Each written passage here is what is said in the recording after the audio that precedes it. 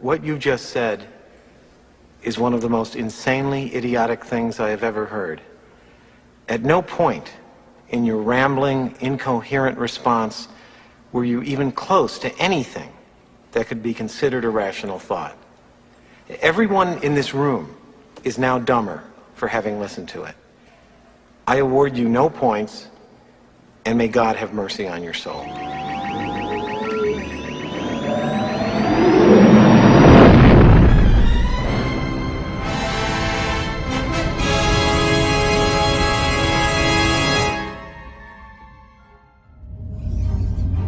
A long time ago, in a galaxy far, far away.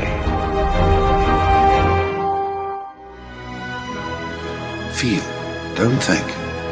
Fear is my ally. The Force will be with you. We are encouraged to love. Be mindful of your thoughts. I will not betray the Republic. Hey, Your Worship, I'm only trying to help. Scruffy-looking nerf herder. I'm not afraid. You must unlearn what you have learned.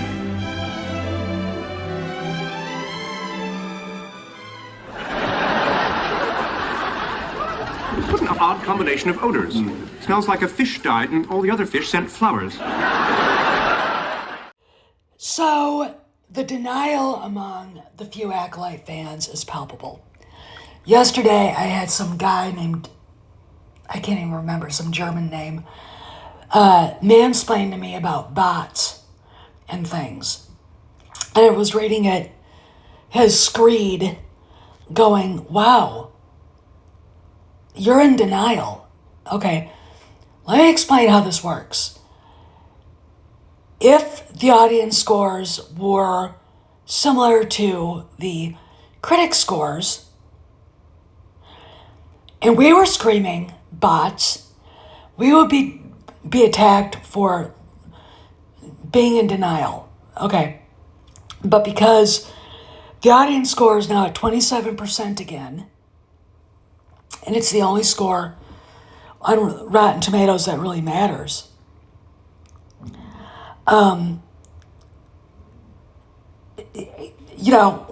It's a bot attack. When you have people saying, "Oh, when it aired, suddenly it dropped down to 32%." When it aired, it was 56%. They removed the audience score. And then when they replaced it, they put it back, it was 32%. They don't even want to admit that happened. Okay, this is the problem here. Okay, we're dealing with people who believe men can be women and women can be men, who actually think having low gas prices is a bad thing, who believe that people shouldn't be allowed to be billionaires, even if they've created something that the world needs and they built their business themselves, okay, except for their own billionaires, okay. They'll attack Elon Musk and Donald Trump and others till, the cows come home. But how dare you go after George Soros and Klaus Schwab and Bill Gates, right? They will defend Leslie Headland for not standing up for the women that Harvey was abusing. Because she was a victim to bullshit. He financed a play that she wrote. He basically fronted her career. Okay?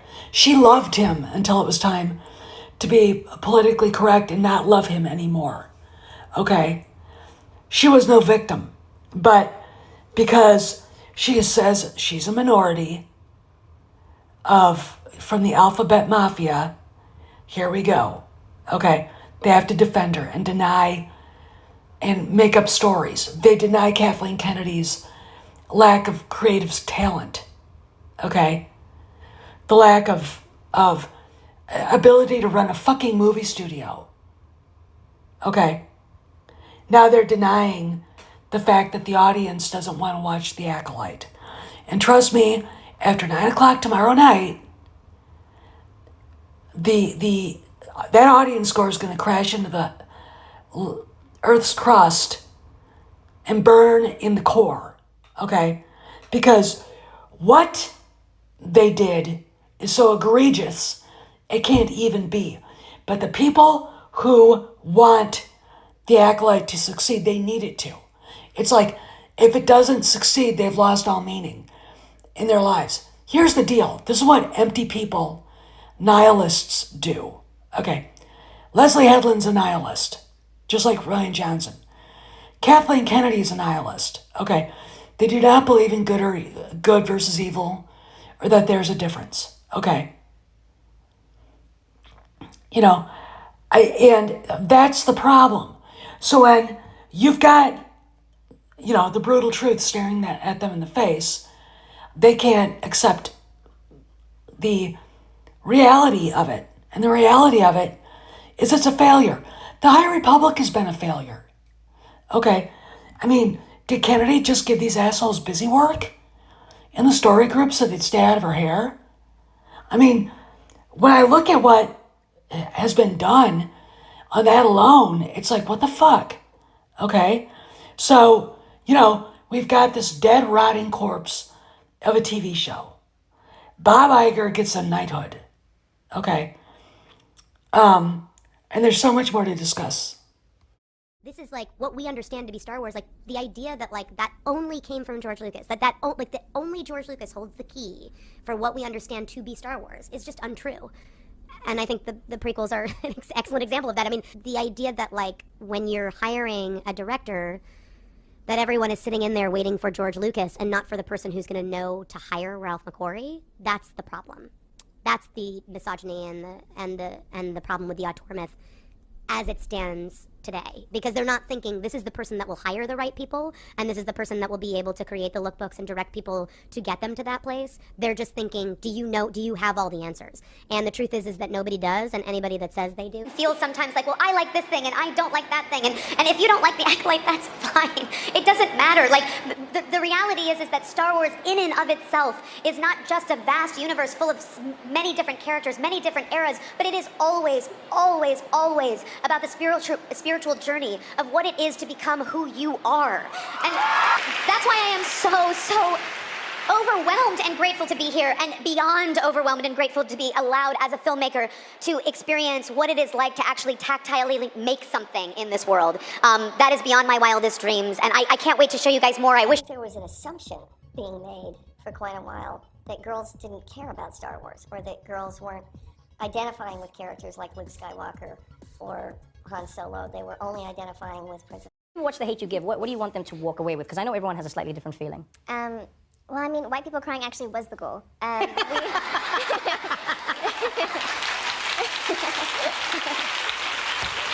was the goal. Well, some nerds are very not gay and are very threatened by gay Well, that's stuff. true. But in my world, nerds are gay. Are you telling me, with a straight face, that C-3PO is straight? They're a couple. That's what I think. But this is more outward. Anakin just killed a whole Death Star. How many people did I did get in trouble for this answer at Star Wars Con. I got heat. Yeah. And in my mind, it's so funny because it literally, as a person who was outside and just a fan coming in, that was what was so beautiful and interesting to me. You know, people have been talking to me online about how Darth Vader is such a bad person. It's very clear, and it's very well established from those actions. But if you can't look and see that Anakin blowing up the Death Star possibly killed millions and millions of people, I'm gonna get in trouble for saying this right now. Get out. Get out!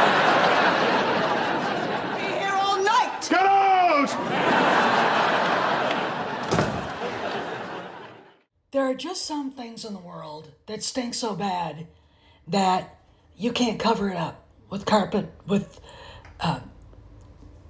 Glade, or any other air freshener. Okay? And this score right here, the audience score, is really the only one that matters. Because the critics can, you know, say whatever they want. Now, the top critics only gave it a 75% liking.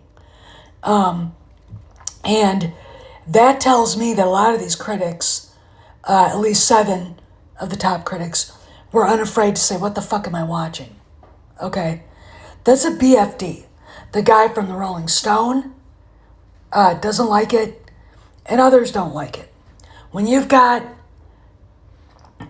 professional film writers who have been successful going on their writers' boards and groups and talking about what a poorly made show it is, how poorly acted it is, how bad it looks, the cinematic, and how shitty the dialogue is, that says something.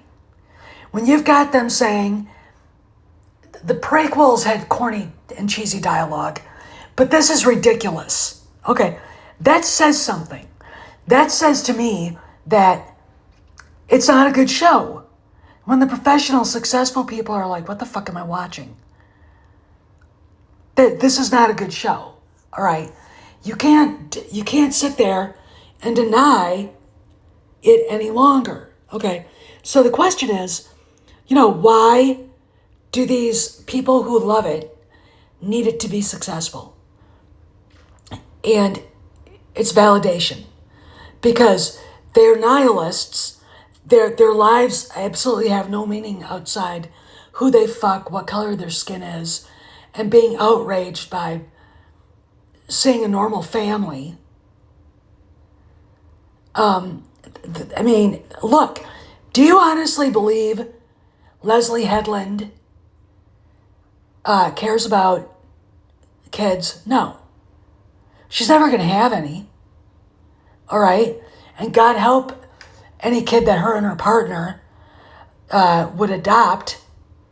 We know how so many things like that happen, and then you find out the kid was sexually abused, okay, or groomed, because it's the truth. I hate to tell you guys, it's the truth.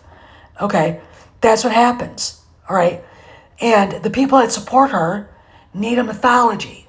She was a victim of Harvey too. No, she wasn't.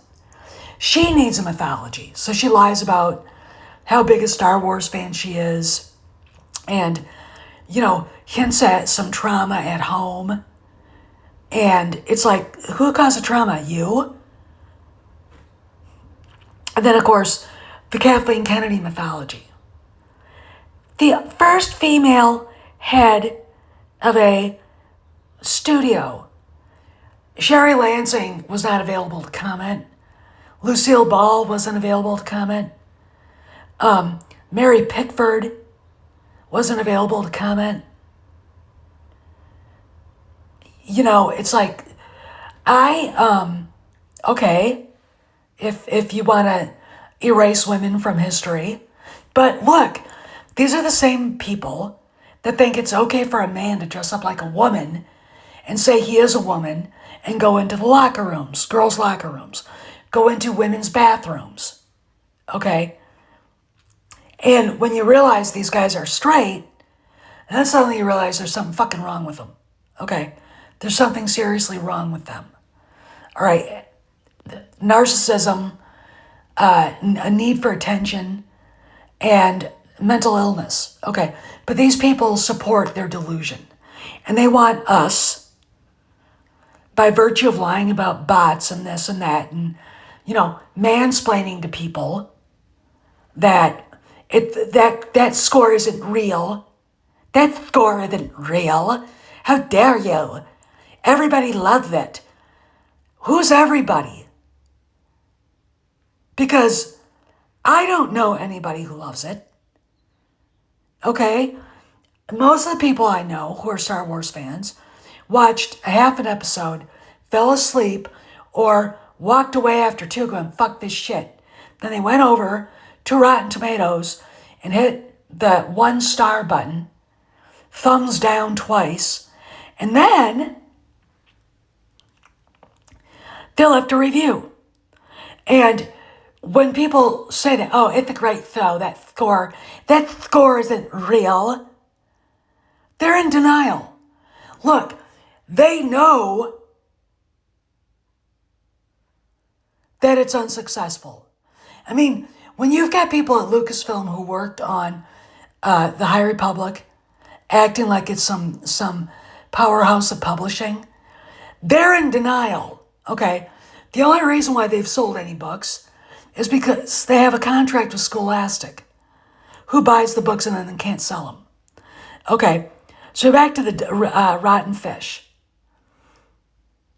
It stinks. If you've ever been out along a river and you've come across a dead fish that's been there for 2 to 3 days, it's like the whole world suddenly has turned into this vulgar expression of stink you've never smelled before. Dead rotten fish smell worse, okay, than a skunk smells, okay? I mean, it smells worse than chicken shit. I'm not kidding, all right? And the air freshener here is pretending it's been successful and spraying that air freshener, so then the world smells like rotten fish and flowers, okay? But in reality, the fans are looking at it, holding their nose in disgust and walking away. Okay, that's the reality. Leslie Headland labored forth and created a dead carp. Okay, that's the Acolyte. This is Steph signing out. I'll see you around the galaxy.